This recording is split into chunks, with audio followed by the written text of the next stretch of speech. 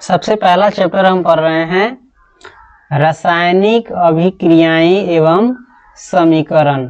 अब इसको हम सबसे पहले रीडिंग देंगे अच्छे से, और रीडिंग दे करके एक एक लाइन समझते हुए चलना है। उसके बाद हम क्वेश्चन की तैयारी करेंगे, चाहे जो भी होगा वो। लेकिन सबसे पहले हम क्या करेंगे, इसको अच्छे से एक एक लाइन रीडिंग देंगे और इसको समझते हुए पढ़ेंगे। हमारे दैनिक जीवन में प्रत्येक क्षण कुछ न कुछ परिवर्तन होते रहते हैं। हमारे डेली का जो जीवन है, हर दिन के जीवन में कुछ न कुछ परिवर्तन होते रहता है। आप देखते हैं कि नहीं, ये परिवर्तन देखते हैं। पेड़ कब छोटा रहता है, 1 महीना के बाद देखिएगा तो बड़ा हो जाता है। इसमें फूल नहीं आया रहता है, कल देखिएगा तो कुंडी आ जाएगा, फूल आ जाएगा। हमारे डेली जीवन में कुछ न कुछ, ये हम आपको छोटा उदाहरण दे दिए। इस प्रकार से आप जो भी चीज देखेगा, हर दिन हर समय कुछ न कुछ बदलता रहता है। ये बदलाव हम लोग देखते रहते हैं प्रकृति में। चलिए इसके बाहर हम आ जाते हैं किताब में। देखिए, उदाहरण के लिए दूध से दही का बनना या दूध का फटना, आर्द्र वायु में लोहे के सामान को खुला छोड़ देने पर उस पर जंग का लगना, चावल से भात का बनना, हमारे शरीर में भोजन का पचना आदि ऐसे परिवर्तन है जिसमें मूल पदार्थ अपने गुण एवं पहचान खो देते हैं। उदाहरण के लिए क्या है, दूध से दही का बनना, ये क्या हुआ, परिवर्तन हो गया। पहले दूध था, क्या बन गया अब दही। आर्द्र वायु में लोहे के सामान को खुला छोड़ देने पर उस पर जंग का लगना, आर्द्र वायु यानी नमी युक्त वायु में यदि आप किसी लोहे के सामान को खुला छोड़ दीजिएगा तो कल देखिएगा, चाहे 1-2 दिन में देखिएगा, उस पर क्या लग गया रहता है, जंग। जंग जानते हैं ना, जिसको देहात में कहा जाता है बीज।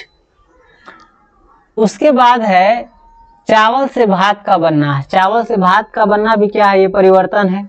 इसको गर्म पानी में रखा जाता है तो क्या बन जाता है, भात बन जाता है। हमारे शरीर में भोजन का पचना, और हमारे शरीर में भोजन भी है ना जो पचता है, वो भी क्या है, परिवर्तन है।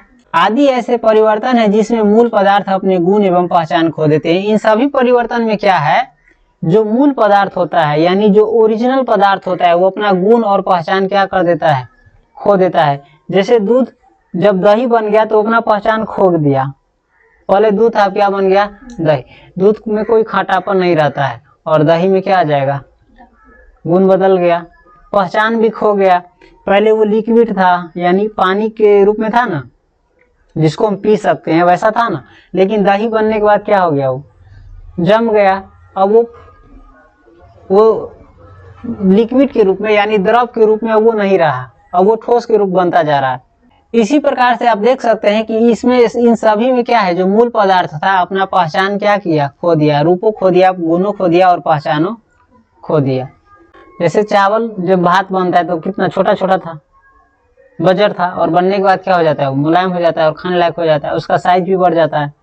तो इस प्रकार से चावल भी अपना क्या किया, मूल रूप यानी पहले चावल था जो ओरिजिनल, अपना गुण क्या किया, खो दिया, पहचान भी खो दिया। पहले उसको चावल कहा जाता था, अब इसका पहचान हो गया भात।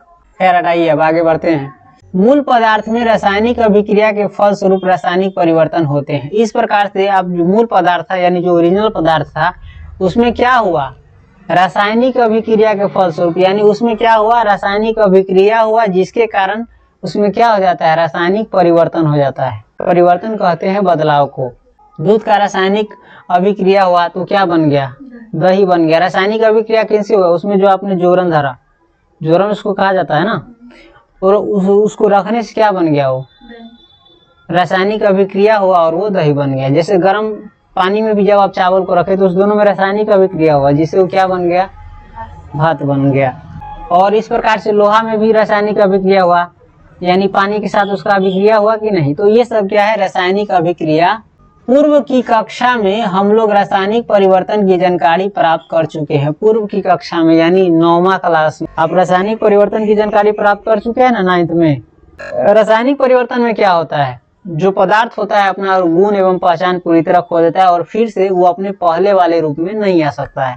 इसी को कहते हैं रासायनिक परिवर्तन। जैसे दूध से दही बन गया तो ये क्या हुआ, रासायनिक परिवर्तन।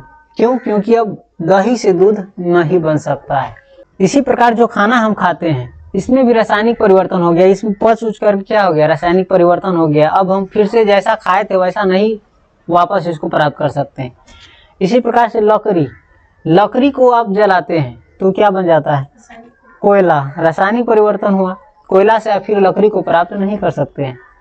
हाँ, लेकिन ऐसा परिवर्तन जिसके बाद फिर से वैसा उसे फिर से दोबारा प्राप्त किया जा सके, उसे कहते हैं भौतिक परिवर्तन। जैसे पानी से बर्फ को बनाइए तो बर्फ से आप फिर पानी बना सकते हैं, तो ये होता है भौतिक परिवर्तन। ये सभी आप जानते हैं, इसको बताने की जरूरी। चलिए, इस अध्याय के अंतर्गत हम लोग रासायनिक अभिक्रियाओं एवं समीकरणों को व्यक्त करने के बारे में विस्तार से अध्ययन करेंगे। इस अध्याय के अंतर्गत यानी इस अध्याय में रासायनिक अभिक्रिया एवं समीकरण में हम लोग रासायनिक अभिक्रियाओं एवं समीकरणों को व्यक्त करने के बारे में विस्तार से जानेंगे। समीकरण जानते हैं, जिसमें समता का चिन्ह लग जाता है वो समीकरण हो जाता है। समता यानी बराबर का चिन्ह, ये सब भी आपको बता दिए। ये क्या है? रासायनिक अभिक्रिया। क्या पढ़ रहे हैं हम? रासायनिक अभिक्रिया। इसको इंग्लिश में कहा जाता है केमिकल रिएक्शन। हम पहले पढ़ चुके हैं कि दो या अधिक परमाणु परस्पर संयोग करके अणु का निर्माण करते हैं। हम पहले यानी 9th क्लास में पढ़ चुके हैं कि दो या दो से अधिक परमाणु आपस में मिल करके, परस्पर यानी एक दूसरे से मिल करके इसका निर्माण करते हैं, अणु का निर्माण करते हैं। जब कोई पदार्थ यहाँ कह रहा है तत्व या यौगिक हो, तत्व यानी जिसमें सिर्फ मूल पदार्थ हो एक, और यौगिक जिसमें दो तत्व मिला हुआ। तो जब कोई पदार्थ किसी दूसरे पदार्थ के साथ संयोग करता है तब उन पदार्थों के अणु परमाणुओं में टूट जाते हैं और इन्हीं परमाणुओं के पुनर्संगठन से भिन्न पदार्थ के अणु